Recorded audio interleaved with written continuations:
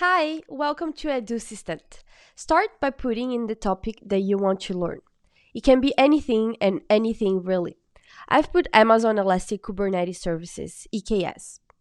Then a syllabus will be generated for you with 5 lessons to learn about the topic.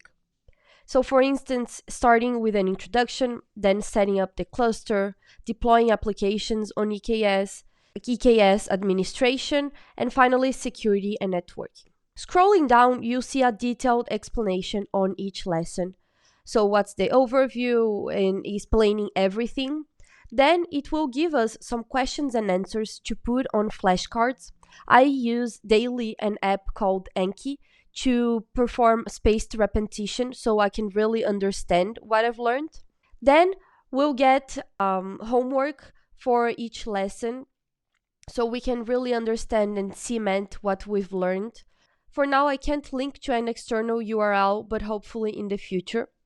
And then lesson 2, lesson 3, the same, and 4 and 5. And finally, there is a quiz in the end when you feel you're ready to take it with 20 questions, and you can see if you understood everything that you've learned so far. And here are the answers to the quiz.